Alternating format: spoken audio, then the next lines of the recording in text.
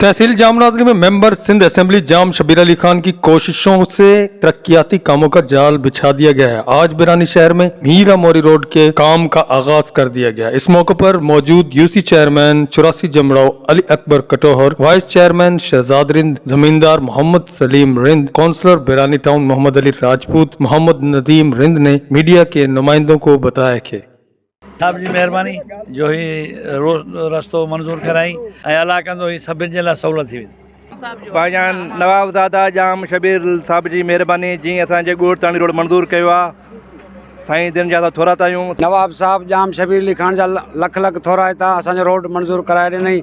Road जो कमु आहे माशाल्लाह चालू थियो। 6 किलोमीटर 3 किलोमीटर हाणे ठहंदो, 3 किलोमीटर बाद में ठहंदो। थोरा हितां असां जाम साहब जाम अॻे ॾाढी तकलीफ़ हूंदी, रोड ते हलणु कोन हूंदो, गवारा कोन हूंदो, मोटरसाइकिल ते निकिरी कोन सघंदा।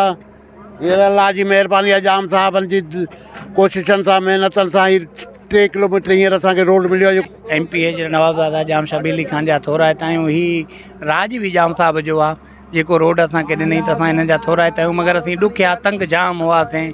और वाया मिस्किन शाह है, टंडोलियारी ये रोड जाता है, मीरपुर ये रोड जाता है। रोड में बड़ी तकलीफ़ थी जिसने हमारे नवाब जाम शबीर अली खान ने इससे पहले भी 5-6 किलोमीटर कराया। अभी भी 4-5 किलोमीटर जो बकाया रहता था। हम अपने साहब को मुबारकबाद देना पेश करते हैं कि उन्होंने देरीना मसला, लोगों का जो रोड का मसला बहुत बड़ा मसला था और ये काफ़ी 10-12 सालों से पीछे रहा हुआ था, इसको हल कराया। जीअं त ही बेरानी खां मीरा रिंद वाया टंडोलियार मीरपुर ख़ास झंडो मरी जेको ही रोड है तमामु ख़राब हालत में हो।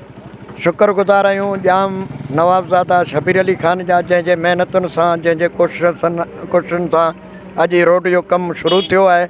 इस मौके पर मीर खान खुसो, सिकंदर अली कटोहर, मौला बख्श कटोहर, मौला बख्श बरोही, हाकिम खान मरी, अली हसन मंगसी समेत व दीगर मौजूद थे।